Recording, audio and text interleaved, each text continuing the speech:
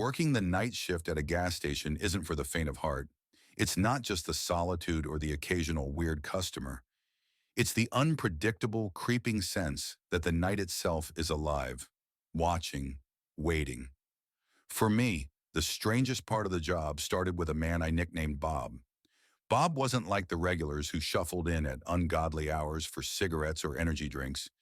He always showed up around 2 a.m., like clockwork, a shadowy figure stepping out of the night and into the harsh fluorescent light of the store.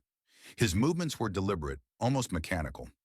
Sometimes he'd linger by the shelves, his eyes scanning the rows of chips and candy bars, but never settling. Other times he'd stagger in, reeking of alcohol, his bloodshot eyes avoiding mine. There was something unsettling about him, a kind of deliberate silence that seemed louder than any scream. At first I thought he was just another lonely soul, drowning his sorrows in whiskey or vodka. But soon I started noticing things. Bob never bought much, maybe a pack of gum or a bottle of water, and he never stayed long. Yet his presence lingered, like a shadow etched into the walls. He'd stand there motionless, staring at nothing in particular, and then disappear into the night without a word. But that night, the stormy one, that's when everything changed. The storm had been raging for hours, the rain hammering against the windows like a relentless tide. Lightning illuminated the parking lot in sharp, staccato bursts, turning the night into a surreal flicker of light and shadow. It was just after 2 a.m. when Bob appeared, soaked to the bone, his usually stoic face contorted into something I'd never seen before. Fear. "I did something bad," he whispered, his voice barely audible over the rain pounding on the roof. For a moment, I just stared at him. His clothes clung to his body, water pooling around his feet. His hands were shaking, his eyes darting around the room like he expected someone, or something, to burst through the door at any moment. "Can I hide here?" he asked, his voice trembling. I didn't know what to say. Every instinct screamed at me to tell him to leave, to lock the door behind him. But the look in his eyes stopped me. It wasn't just fear, it was desperation. "The bathroom," I muttered, pointing toward the back. "Go!"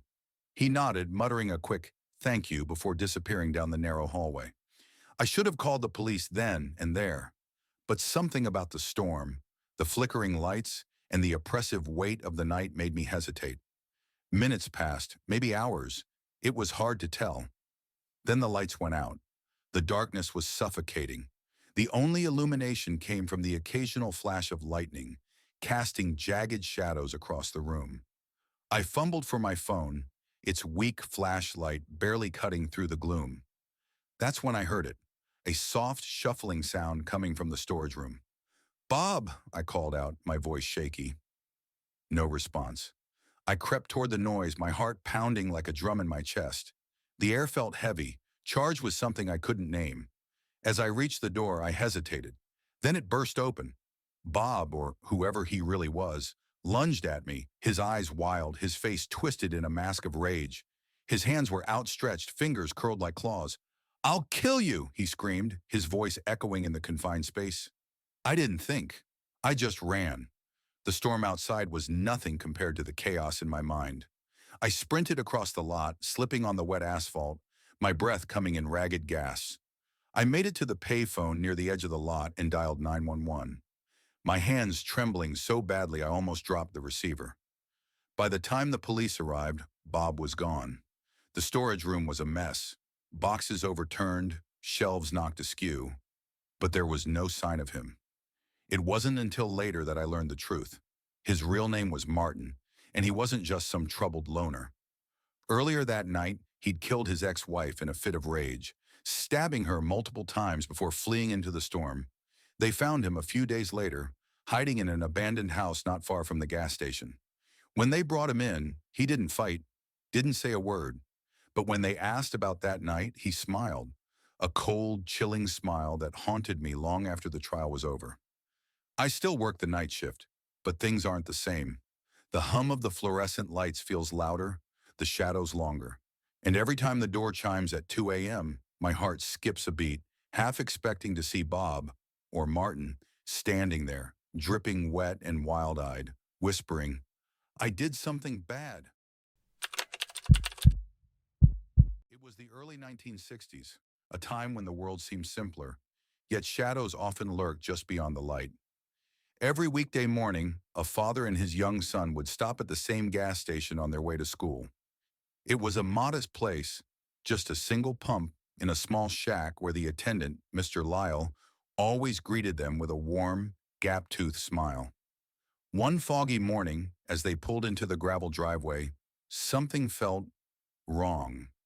The station was deserted. No hum of conversation, no clink of the gas pump, not even the faint whiff of diesel that always seemed to hang in the air. The place was deathly quiet. The boy peered through the car window, scanning the station for any sign of Mr. Lyle. His father honked the horn, once, then twice, but the sound echoed into nothingness. With a furrowed brow, the father stepped out, calling for the attendant. No answer came. The boy, sitting rigidly in his seat, watched as his father poked his head into the tiny office. The door was unlocked, the cash register closed, but there was no sign of life. "Maybe he stepped out," the father muttered, though he didn't sound convinced. After another cursory glance around, he returned to the car. "We'll stop at the next station," he said, trying to mask the unease in his voice. As they drove off, the boy twisted in his seat, staring at the lonely little station fading into the mist. He couldn't shake the nagging thought that they'd interrupted something, or perhaps arrived too late. That evening, as the father sat reading the paper in his worn armchair, his face went pale. "My God," he whispered, the words catching in his throat. "What is it, Dad?" the boy asked, inching closer. His father didn't answer right away, his eyes glued to the front page. Finally, he folded the paper, placed it on the table, and said, "That gas station. Mr. Lyle. They found him. He's dead." The boy's stomach twisted. "What happened?" "He was killed," the father replied gravely. "Someone tried to rob the place. They found his body in the restroom." The boy felt the world tilt, his mind racing back to that morning. He thought about how close they'd been to discovering the grisly scene themselves. What if he'd asked to use the restroom like he often did? What if he'd insisted? Would he have been the one to find Mr. Lyle, cold and lifeless on the floor? The thought haunted him for years. Even as he grew older, the image of that quiet, eerie station lingered in his dreams. And sometimes, when he closed his eyes, he could still see the fog rolling in, hear the creak of the office door, and feel the oppressive silence of a place where something terrible had happened. The clock on the dashboard glowed a dim 12:49 a.m. as Laura pulled into the lone gas station, the only source of light for miles on the desolate highway. Her road trip had stretched longer than she'd planned, and exhaustion was settling into her bones. She stepped out into the cold night air, the hum of the fluorescent lights above the pump, the only sound in the stillness. Inside the station's small convenience store, the clerk was nowhere to be seen, but another figure lingered in the narrow aisle by the snacks, a man with a wiry frame and a restless energy about him. He turned to her as she approached the counter, his smile too wide, his eyes too sharp.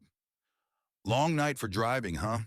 he said, his voice carrying a strange, almost sing-song cadence. Laura nodded politely, hoping her silence would end the conversation. But he took a step closer. "You all by yourself out here?